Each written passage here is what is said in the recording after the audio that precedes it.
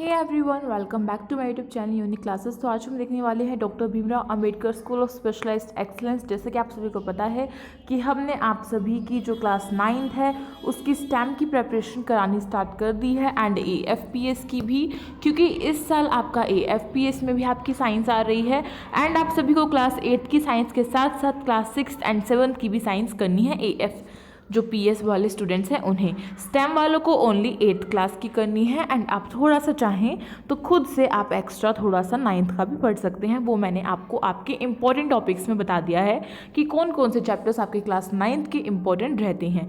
तो आज हम साइंस का जो आपका चैप्टर नंबर 9 है उसके एक्सप्लेनेशन देखेंगे। इस चैप्टर का नाम है reproduction in plants and animals. तो जैसा कि आप सभी को इस चैप्टर से ही समझ में आ रहा है, ये चैप्टर आपने अपनी प्रीवियस क्लासेस में पढ़ा है। जैसे कि आपने क्लास जो 7th है उसमें आप सभी ने पढ़ा है कि जो रिप्रोडक्शन है वो किस तरीके से प्लांट्स के अंदर होता है। हमने बहुत सारे उसके टाइप्स पढ़े हैं एंड हमने जो आपकी क्रॉस पॉलिनेशन होता है, ठीक है, आपका सेक्सुअल असेक्सुअल सब कुछ हमने प्लांट के उसमें पढ़ा है। लेकिन इस साल क्लास 8th में आप सभी के सिलेबस में जो एनिमल्स है वो भी ऐड हो गया है एंड आपका प्लांट्स जो है उसका भी पार्ट आपका आने वाला है। तो चलिए जल्दी से स्टार्ट कर देते हैं। जैसे कि आपका नाम है reproduction in plants and animals, तो सबसे पहले हमें समझना है कि रिप्रोडक्शन का अर्थ क्या होता है, इसका मीनिंग क्या होता है। तो reproduction is the process of giving rise to an offspring. Offspring का मतलब होता है बेबी, ठीक है, बेबी यानी कि बच्चा। तो इसका अर्थ क्या है कि जो आपका रिप्रोडक्शन है वो एक ऐसा प्रोसेस होता है जिसमें कि जो ऑफस्प्रिंग है, ऑफस्प्रिंग क्या है, बेबी, इसको हम साइंस में ऑफस्प्रिंग बोलते हैं। तो आज मैं आपकी पूरी वीडियो में इसको ऑफस्प्रिंग बोलने वाली हूँ, ठीक है। तो जो आपका ऑफस्प्रिंग है वो जन्म लेता है, ठीक है, उसको जन्म देने का जो प्रोसेस होता है उसी को हम रिप्रोडक्शन कहते हैं। Reproduction is essentially for the continuation of a species, यानी कि जो आपका रिप्रोडक्शन है वो बहुत ही ज़्यादा इंपॉर्टेंट है। क्यों? क्योंकि हमें अपनी एक जो जनरेशन है उसको बढ़ाना है। अगर रिप्रोडक्शन प्रोसेस को हम इग्नोर कर दें, तो रिप्रोडक्शन को अगर हम नहीं करते हैं, इसका मतलब क्या है कि एक टाइम पे आपकी जो स्पीशीज़ है वो जो पैदा होनी है वो बंद हो जाएगी, ठीक है, वो रिप्रोड्यूस होनी बंद हो जाएंगी। जैसे कि आप एग्जांपल्स ले सकते हैं, अगर जो फ्रॉग्स है, फिश है एंड आपके जो डॉग है, एलिफेंट्स है, काऊ है, जो आपके कैट्स हैं एंड बहुत सारे अदर एनिमल्स, ह्यूमन बींग्स जो हैं, अगर ये सभी रिप्रोडक्शन प्रोसेस को इग्नोर करते हैं तो एक दिन इस दुनिया पर कोई भी स्पीशीज़ जो है वो नहीं बचेगी, ठीक है। स्पीशीज़ का मतलब बेसिकली होता यही है कि उनके जो जनरेशन है उसको आगे बढ़ाने के लिए, यानी कि जो उसकी वो स्पीशीज़ है, जैसे कि ह्यूमन बींग है तो उसकी स्पीशीज़ क्या, ह्यूमन बींग है, ठीक है, इस तरीके से। तो अगर हमें उसकी जो कॉन्टिन्यूशन है वो करना है तो हमें रिप्रोडक्शन को करना बहुत ज़रूरी है और ये काफ़ी ज़्यादा इंपॉर्टेंट जो है प्रोसेस रहता है, इसको हमें इग्नोर नहीं करना चाहिए, ठीक है। तो आज इसके बारे में पढ़ने वाले हैं कि रिप्रोडक्शन क्या होता है, उसके कितने टाइप्स होते हैं, वो किस किस तरीके से होता है। काफ़ी ईजी चैप्टर है लेकिन इंपॉर्टेंट है क्योंकि एग्जाम में इस चैप्टर से पूछा जाता है, ठीक है। तो आपका जो रिप्रोडक्शन बेसिकली 2 मोड्स में होता है, या फिर आप ऐसे बोल सकते हैं कि 2 टाइप्स होते हैं रिप्रोडक्शन के। फर्स्ट इज आपका sexual reproduction and second is आपका असेक्सुअल रिप्रोडक्शन। तो सेक्सुअल क्या होता है जल्दी से पढ़ लेते हैं और फिर असेक्सुअल को पढ़ेंगे। तो जो आपका सेक्सुअल रिप्रोडक्शन है पहले उसे पढ़ते हैं, फिर हम पढ़ेंगे सेक्सुअल रिप्रोडक्शन को। The type of reproduction in which only a single parent is involve is called a sexual reproduction, यानी कि ऐसा रिप्रोडक्शन जिसमें ओनली एंड ओनली एक सिंगल पेरेंट जो है वो किसी ऑफस्प्रिंग को अगर रिप्रोड्यूस कर देता है तो उसको हम बोलते हैं असेक्सुअल रिप्रोडक्शन, यानी कि जिसमें हमें ओनली एक ही पेरेंट की ज़रूरत होती है, 2 पेरेंट्स की हमें ज़रूरत नहीं है, ठीक है। There is no mixing genetic informations, यानी कि यहाँ पे कोई जो जेनेटिक इन्फॉर्मेशंस है मिक्सिंग, मिक्सिंग मीन्स जैसे कि ह्यूमन बींग्स हैं उनके जो बच्चे होते हैं उनमें आप सभी ने देखा होगा कि उनके पेरेंट्स की जो हेरिडिटी है, उनके जो जीन्स हैं वो आते हैं, ठीक है, जिसको हम हेरिडिटी बोलते हैं, ठीक है। उसमें क्या होता है कि जो आपकी मम्मा का आइज़ का कलर है, हो सकता है कि वो आपकी आंखों का कलर हो, ऐसा भी हो सकता है कि जो आपके पापा के बालों का कलर है वो आपके बालों का कलर हो। तो ये जो कुछ जेनेटिकली चीज़ें हैं जो कि हमने गेन किया हमारे पेरेंट्स से, ये असेक्सुअल रिप्रोडक्शन में नहीं होती है क्योंकि इसमें ओनली सिंगल पेरेंट जो है वो किसी न्यू वन को क्या कर सकता है, किसी न्यू वन को रिप्रोड्यूस कर सकता है। तो इसका एग्जाम्पल हो जाएगा आपका birds in hydra. Birds in hydra यानी कि बर्डिंग जो प्रोसेस है उसको भी हम पढ़ने वाले हैं और ये अमीबा है आपका, ठीक है। उसके बाद है sexual reproduction, the type of reproduction which involves two parents to give rise to an offspring is called sexual reproduction. जैसा कि आप सभी ने पढ़ा, असेक्सुअल रिप्रोडक्शन में ओनली एक ही सिंगल पेरेंट की ज़रूरत होती है किसी भी न्यू वन को रिप्रोड्यूस करने के लिए, लेकिन जो आपका सेक्सुअल रिप्रोडक्शन होता है उसमें आपको टू पेरेंट्स की ज़रूरत होती है किसी भी ऑफस्प्रिंग को रिप्रोड्यूस करने के लिए। ठीक है, इसमें कौन कौन होता है? फर्स्ट आपका होता है the male and female have different reproductive parts और ऑर्गन, यानी कि इसमें जो मेल गैमेट्स हैं और जो फीमेल गैमेट्स हैं वो एक दूसरे के साथ फ्यूजन करके क्या करती है, एक न्यू वन को रिप्रोड्यूस करती है। जैसे कि आपका एग्जांपल है ह्यूमन बीइंग का, आपका काऊ का, कैट का, डॉग का एंड एलिफेंट का और आपके जिराफ का, ठीक है, ज़ेब्रा का, बहुत सारे, जो कि मोस्टली जो आपका सेक्सुअल रिप्रोडक्शन होता है, मोस्टली जितने भी जो एनिमल्स हैं जो लैंड पर सर्वाइव करते हैं, यानी कि जो ज़मीन पर रहते हैं, एक्वेटिक एनिमल्स नहीं, जो ज़मीन पर रहते हैं, उनमें मोस्टली सेक्सुअल रिप्रोडक्शन को देखा जाता है। ठीक है, these organs produce the male and female gametes which fuse together to form the offspring। इसमें क्या है कि जो आपका मेल एंड फीमेल गैमेट है वो क्या करते हैं, वो आपस में फ्यूजन करते हैं एंड देन एक जो ऑफस्प्रिंग है उसको रिप्रोड्यूस करते हैं। Genetic information from both parents is inherited, यानी कि जो जेनेटिक इन्फॉर्मेशंस हैं वो दोनों ही पेरेंट्स की आती हैं, जिसको हम हेरिडिटी बोलते हैं। ठीक है, इसका सीधा साधा एग्जांपल्स मैंने आपको बहुत सारे दिए हैं, अब जल्दी से आप सभी भी कमेंट करके बताइए कि इसके एग्जांपल्स क्या होंगे एंड असेक्सुअल रिप्रोडक्शन के एग्जांपल्स क्या होंगे। उसके बाद हम पढ़ते हैं कि जो सेक्सुअल रिप्रोडक्शन है उसमें हमने पढ़ा कि जो मेल गैमेट है उसकी ज़रूरत होती है, तो मेल गैमेट की ज़रूरत होती है, इसलिए अब हम पढ़ेंगे कि जो मेल गैमेट है, मेल रिप्रोडक्टिव सिस्टम है, वो कौन सा होता है या फिर उसमें कितने पार्ट्स होते हैं। तो आपका फर्स्ट है male reproductive system. The male reproductive system consist of a pair of testis, a pair of sperm ducts and a penis. The testes are located outside the male body. Sperms are produced in testes. Sperms are the male gametes। यानी कि जो आपका ये figure आप सभी देख रहे हैं, इसको ही मैं देखकर समझा देती हूँ आपको कि जो आपकी फिगर है इसमें जो ये लाइन की तरह आ रही है ये है आपकी स्पर्म डक्ट। ठीक है, उसके बाद जो कुछ इस तरीके से है आपका इस शेप में, ये जो है ये आपकी होती है पेनिस एंड जो आपके टेस्टीज हैं वो कुछ इस आउल टाइप की शेप में होती हैं। ठीक है, तो जो टेस्टीज है उनके अंदर क्या होता है, उनके अंदर जो आपके स्पर्म है वो बनते हैं। ठीक है, मेल रिप्रोडक्टिव सिस्टम में जो आपका टेस्टीज है वो प्रोड्यूस करती है स्पर्म्स को, और एक दिन में ये बहुत सारे स्पर्म्स, मिलियंस ऑफ स्पर्म्स को प्रोड्यूस करती है। तो स्पर्म्स के बारे में पढ़ते हैं। Sperms are the male gamete produced by testes in humans. Millions of sperms are produced by the testes in a day, यानी कि जो स्पर्म है वो मेल गैमेट है, ठीक है, जो कि प्रोड्यूस होता है टेस्टीज में। अभी हमने फिगर के थ्रू पढ़ा था, तो मैंने ये भी बताया कि जो स्पर्म है वो एक दिन में बहुत सारे मिलियन, यानी कि उनकी जो नंबर है वो बहुत सारे होते हैं, वो एक दिन में प्रोड्यूस्ड हो जाते हैं टेस्टीज के थ्रू। ठीक है, each sperm is a single microscopic cell having a head, a middle piece and a tail as its parts. जो स्पर्म है, हर एक स्पर्म के अंदर एक सिंगल माइक्रोस्कोपिक सेल होता है। ठीक है, स्पर्म का जो फिगर है वो इस तरीके का है, इसमें ये इसका हेड है। ठीक है, ये जो मिडल पोर्शन है आप देख रहे हैं ये इसका मिडल पीस है, एंड ये जो कुछ इस तरीके से है ये है इसकी टेल। ठीक है, तो ये है पूरा का पूरा आपका स्पर्म का डायग्राम। तो हो सकता है कि आपसे एग्जाम में स्पर्म का डायग्राम पूछ लें और यहाँ पे कुछ चीज़ें मिस कर दे, जैसे कि हेड जो है उसको कुछ लिखे ही ना।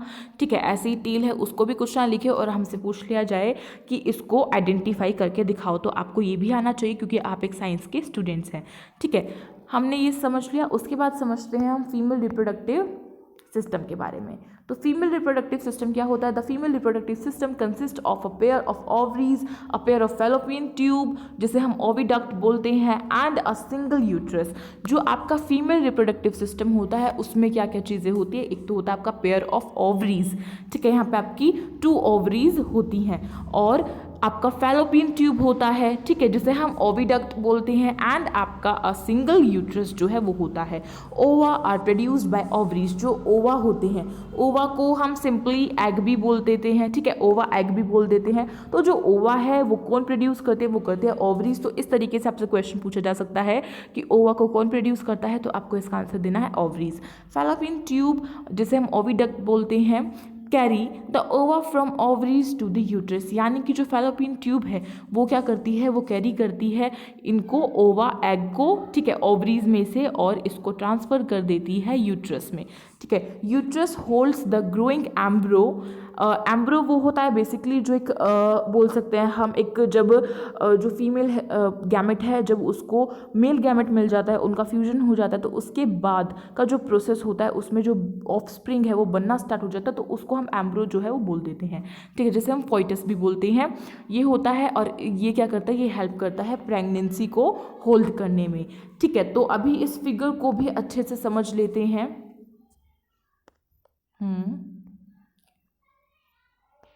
वन सेकेंड, या तो आपका सबसे पहले है ओविडक्ट, जिसको हम फैलोपियन ट्यूब बोलते हैं। सेकेंडली आपके यहाँ पे 2 ओवरीज है, ठीक है, ओवरी है जिसको हम ओवरीज बोलते हैं, क्योंकि 2 है तो प्लूरल हो गई, इस वजह से इसको ओवरीज बोला जाता है। अगर सिंगल है तो उसको ओवरी बोला जाएगा। एंड ये जो है ये आपकी क्या है, ये आपकी यूट्रस है। तो ये है आपका पूरा का पूरा female reproductive organ in human being. अब चलते हैं नेक्स्ट स्लाइड पर। नेक्स्ट है आपका ओवम। जैसा कि आप सभी को पता है कि जो ओवरीज हैं वो ओवा को प्रोड्यूस करती है, तो वही हमें पढ़ना है। The ovary produce the female gamete known as ovum और ओवा, यानी कि जो ओवम है और जो ओवा है वो दोनों एक ही है, ठीक है, उसमें और लगा दिया है, यानी कि जो ओवरी है वो क्या करते हैं, वो फीमेल गैमेट में प्रोड्यूस करती है ओवा को। In human beings a single mature egg और ovum is released into the oviduct और fallopian tube by the respective side ovary every month, यानी कि जो आपका ओवा है वो हर मंथ में क्या होता है, हर मंथ में एक मैच्योर एग या फिर ओवा जो है वो कौन रिलीज करती है, कौन निकालती है, वो निकालती है फैलोपियन ट्यूब। एंड उसके बाद क्या होता है, उसके बाद वो कहाँ जाते हैं, वो जाते हैं यूट्रस में। तो इस वजह से अगर जो फीमेल गैमेट है अगर उसको मेल गैमेट नहीं मिलता है तो यही रीज़न होता है कि गर्ल्स को पीरियड्स आते हैं। आप सभी को पता है, आप सभी इतने बड़े हो चुके हैं कि आपको इसकी नॉलेज होनी चाहिए। एंड आप सभी को पता होगा कि इसका जो चैप्टर आपका 10th में है वो भी काफ़ी ज़्यादा इंपॉर्टेंट है, ये चैप्टर काफ़ी ज़्यादा इंपॉर्टेंट होता है, तो इसको हर बच्चे को अच्छे से पढ़ लेना चाहिए। तो ये पूरा का पूरा प्रोसेस होता है, ठीक है। अभी जो ओवम है उसको देख लीजिए। ओवम की शेप कुछ इस तरीके की होती है, ये कुछ यहाँ पे डॉट डॉट्स होते हैं, एंड ये जो सर्कल है इसको हम न्यूक्लियस बोलते हैं। चलिए नेक्स्ट स्लाइड है आपकी फर्टिलाइजेशन। फर्टिलाइजेशन बेसिकली होता क्या है, fertilisation is the process of fusion of the male and female gametes, यानी कि जो फर्टिलाइजेशन है वो एक ऐसा प्रोसेस होता है जिसमें कि जो मेल और फीमेल गैमेट है उसका फ्यूजन होता है, वो आपस में मिलते हैं। During fertilization the nuclei of sperm and the egg fuse to form a single nucleus, यानी कि जब फर्टिलाइजेशन प्रोसेस हो रहा होता है तो उस टाइम पे जो आपका स्पर्म है उसकी जो न्यूक्ली होती है और जो एग है वो आपस में फ्यूज़ करते हैं, मिलते हैं और एक सिंगल न्यूक्लियस जो है उसको फॉर्म करते हैं। This results in the formation of a fertilised egg called zygote, ठीक है। जो आपका ज़ायगोट है उसका मतलब क्या होता है, वो एक फर्टिलाइज्ड एग होता है, यानी कि जब एक मेल गैमेट फीमेल गैमेट दोनों का आपस में फ्यूजन हो जाता है उसके बाद का जो प्रोसेस होता है उसमें जो चीज़ फॉर्म्ड होती है वो होती है आपकी फर्टिलाइज्ड एग या फिर ज़ायगोट जिसको हम बोलते हैं। तो ये आपका है फर्टिलाइजेशन का प्रोसेस। मेरे ख्याल से आप सभी को पता होगा कि इसमें ये स्पर्म है और ये ओवा है और फिर इन्होंने आपस में क्या कर लिया, ये आपस में जो फ्यूज़ हैं वो हो चुके हैं, ठीक है। तो ये यहाँ से आपका क्लियर है, ये फ्यूजिंग न्यूक्ली आपको यहाँ पे दिख रही होगी, 2 न्यूक्लियस ऐसे मिल रही हैं। नेक्स्ट चलते हैं, नेक्स्ट है आपका internal fertilisation and external fertilisation.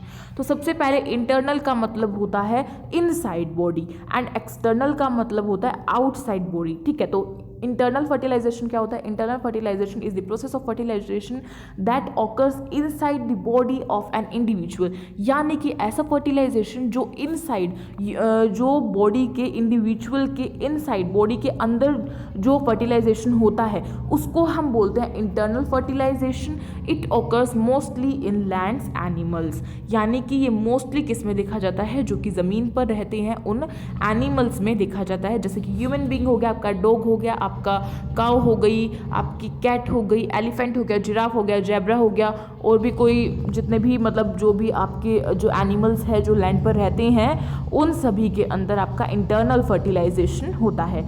Next है आपका external fertilisation. External fertilisation is a mode of reproduction in which a male organism sperm fertilize a female organism's egg outside of the female body, यानी कि जो आपका internal fertilisation है, external fertilisation है, नाम से ही पता चल रहा है external means outside the body, यानी कि ऐसा फर्टिलाइजेशन जो कि आउटसाइड बॉडी के बाहर जो फर्टिलाइजेशन होता है उसको हम एक्सटर्नल फर्टिलाइजेशन बोलते हैं, जो कि मोस्टली आपके एक्वेटिक एनिमल्स यानी कि जो पानी में रहते हैं उनमें देखा जाता है, जैसे कि आपके फिश हो गए, आपके फ्रॉग हो गए, ठीक है। तो आपकी जो बुक है उसमें एक फिगर दी हुई है फ्रॉग एग की, कुछ इस तरीके की नहीं है, वो इससे थोड़ी सी डिफरेंट है, ब्लैक एंड वाइट है, लेकिन अगर आप इसे गूगल पे चेक करते हैं तो कुछ इस तरीके की फिगर आपको दिखेगी। ये क्या है? ये फ्रॉग एग है।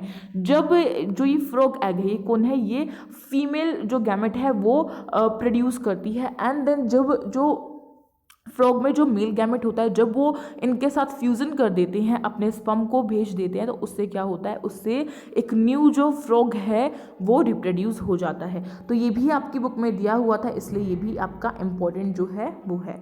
उसके बाद नेक्स्ट है आपका, अब हम पढ़ेंगे असेक्सुअल रिप्रोडक्शन इन आपकी जो अमीबा है एंड हाइड्रा। तो सबसे पहले आपका amoeba, binary fission in amoeba. Binary fission का मतलब क्या होता है? जल्दी से देख लेते हैं। बाइनरी फिशन एक ऐसा प्रोसेस होता है जो कि असेक्सुअल रिप्रोडक्शन का एक पार्ट है, ठीक है। Amoeba reproduce asexually through binary fission. In this process an individual divides itself into two daughter cells, यानी कि इस प्रोसेस में देखो असेक्सुअल रिप्रोडक्शन होता है जिसमें कि एक सिंगल पेरेंट जो है वो एक न्यू ऑफस्प्रिंग को क्या कर रहा है? न्यू ऑफस्प्रिंग को रिप्रोड्यूस कर रहा है। तो इसमें क्या होगा? इसमें जो एक सिंगल इंडिविजुअल है, ठीक है, इसमें एक सिंगल इंडिविजुअल जो है वो अपने आप को टू डॉटर सेल्स में क्या करता है? डिवाइड कर देता है, एंड धीरे धीरे वो क्या होते हैं? वो एक अलग जो बोल सकते हैं आपका ऑफस्प्रिंग जो है वो बन जाते हैं, वो रिप्रोड्यूस हो जाता है। These are genetically identical to each other. अभी आपको इसकी पूरी फिगर से पता चलने वाला है, जैसे कि आप सभी यहाँ पे देख रहे हैं। हाँ, तो आपका ये अमीबा है, ठीक है। अमीबा ने अपने आप को जो टू डॉटर सेल्स है उसमें डिवाइड किया, थोड़ा सा जो न्यूक्लियस है उनको डिवाइड किया, फिर उसके बाद उसने पूरा अपने को डिवाइड कर दिया, एंड देन जब बिल्कुल ये जो लाइन है ये भी जब यहाँ पे टूट गई, इसको हम बोलेंगे कि ये क्या है? ये अब अपनी एक अलग जो आइडेंटिटी है वो पा चुकी है, यानी कि ये अमीबा जो है अब ये पूरे तरीके से रिप्रोड्यूस हो चुके हैं। तो ये होता है बाइनरी फिशन इन अमीबा, ठीक है। उसके बाद नेक्स्ट है आपका नेक्स्ट है आपका budding in hydra. Budding in hydra क्या होता है वो भी जल्दी से देख लेते हैं।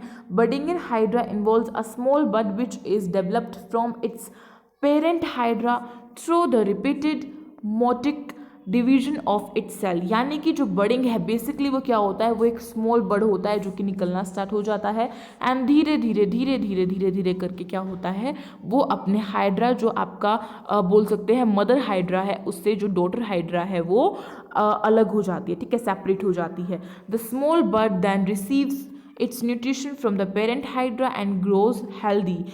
Growth starts by developing small tectonids and the mouth. Finally, the small newly produced hydra gets separated from its parent hydra and becomes an independent organism. तो इसको भी हम जल्दी से फिगर में देख लेते हैं। आपकी जो फिगर है उसमें दिया हुआ है कि जो आपकी ये क्या है? ये अभी एक हाइड्रा है, ओनली एक हाइड्रा है। थोड़े टाइम बाद इसमें से इसने रिप्रोडक्शन स्टार्ट किया। ये भी एक असेक्सुअल जो रिप्रोडक्शन है उसके अंदर आता है आपका बर्डिंग, ठीक है, याद रखना है आपको। तो जो ये आपका हाइड्रा है उसमें फिर धीरे धीरे क्या हुआ? एक बर्ड निकलना स्टार्ट हुआ। बर्डिंग है तो ऑब्वियसली बर्ड निकल रहा है। फिर वो थोड़ा सा और बड़ा हो गया, डेवलप हो गया पहले से। उसके बाद क्या है, उसके बाद वो बिल्कुल ही अपनी मदर से, अपने पेरेंट हाइड्रा से अलग हो गया है, सेपरेट हो गया, और ये एक नया जो हाइड्रा है वो बन गया है। तो इसी को बोलते हैं हम budding in hydra.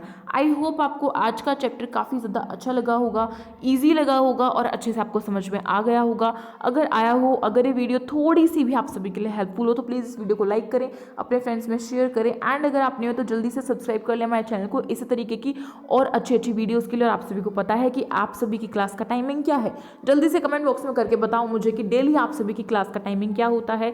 And Telegram group को ज्वाइन कर लो, लिंक मैं डिस्क्रिप्शन बॉक्स में दिया हुआ है। इंस्टाग्राम आईडी हमारी यूनिक क्लासेस के नाम से, उससे भी जाके आप फॉलो कर सकते हैं। कोई भी दिक्कत है वहाँ पे जाके आप मुझे पर्सनली डीएम या फिर मैसेज कर सकते हैं, आपकी पूरी पूरी हेल्प की जाएगी। एंड अगर आप सभी छोटी सी कमेंट करके मुझे बता दें कि वीडियो कैसी लगी है तो फिर मैं और भी ज़्यादा मोटिवेट हो जाऊंगी और आप सभी के लिए इसी तरीके की अच्छी अच्छी वीडियोज़ एंड MCQs आप सभी की प्रिपरेशन कराने के लिए लाती रहूँगी।